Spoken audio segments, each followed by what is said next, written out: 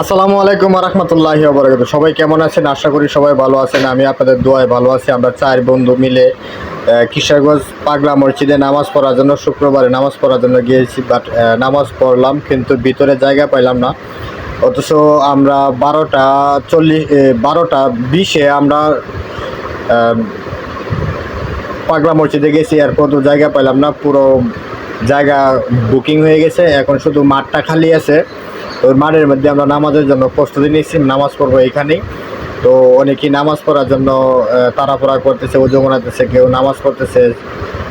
অনেকে অনেক সময় কাদাইছে, কিন্তু পুরো রৌদ্রের মধ্যে শরীর ভিজে গেছে, প্রত্যেকটা মানুষ একবারে মানে গোসল করার মতো হয়ে গেছে।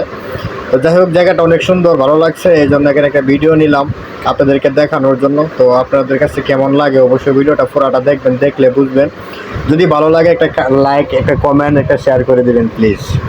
তো আপনাদের সাথে কথা বলার জন্য, বাট আপনাদের সাথে পরিচিত হওয়ার জন্য, বাট আমাদের এই এলাকার পাশেই একটা পাগলা মসজিদ আছে, যেটা আপনাদেরকে পরিচয় করা দিতে চাই। বাট আমরাও পরিচয় অনেক দিন যাবতই আমরা এখানে আসা যাওয়া হয়, তবে আসলে কিছু না কিছু আছে বিদায় এখানে মানুষ আসা যাওয়া হয়। তবে আমরা অনেক দিন যাবত এখানে চলাফেরা করি, অনেক দিন যাবতই।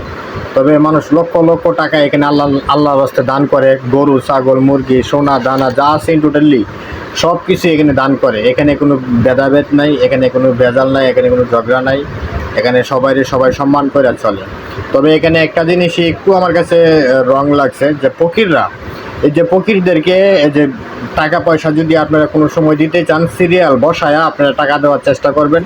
অনেকেরই খাবার দেন।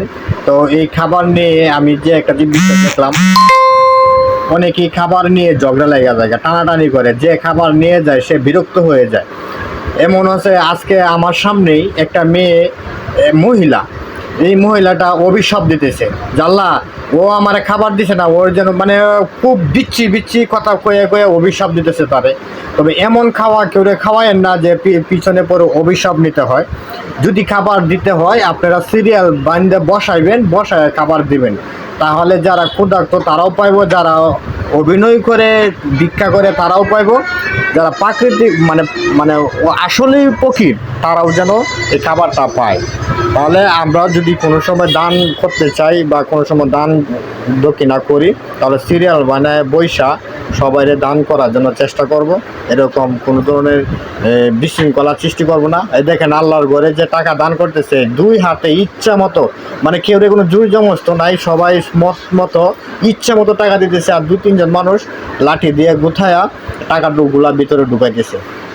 তো আমরা জানি যে সপ্তাহ 2-1 বা 1 মাস পর 4 কোটি 3 কোটি টাকা করে 40 বস্তা 30 বস্তা 25 বস্তা করে টাকা বের করে এখান থেকে, আল্লাহর ঘর থেকে। তবে আমরা সবাই কিন্তু ইচ্ছা করি আমরা এখানে টাকা দিই। দেওয়ার মানে হলো আমরা কিছু পাই মানে আমরা যা মন থেকে নিয়ত করে যাই, এখানে আল্লাহর নাম নিয়ে যাই, আল্লাহর ঘরে দেই টাকা, আল্লাহর রহমতে কাজ হয়। এই জন্যই আমরা এখানে টাকা পয়সা দান করি। তো যাই হোক, তো সবাই দান করব, সবাই মসজিদে যাব, সবাই নামাজ পড়ব, আর সবাই 5 ওয়াক্ত নামাজ পড়ার জন্য চেষ্টা করব, সৎ পথে চলার জন্য চেষ্টা করব।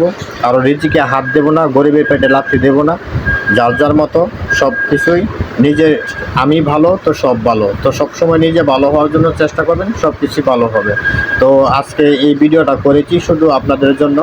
দান করলে কমে না, আপদ বিপদ থেকে আপনারা রক্ষা পাবেন। দান করলে কোনো সময় কমে না। দান করবেন, গরিবের পাশে থাকবেন, এতিম মিসকিনদের পাশে থাকবেন, দেখবেন সারা জীবন আপনি সুখে শান্তিতে থাকতে পারবেন।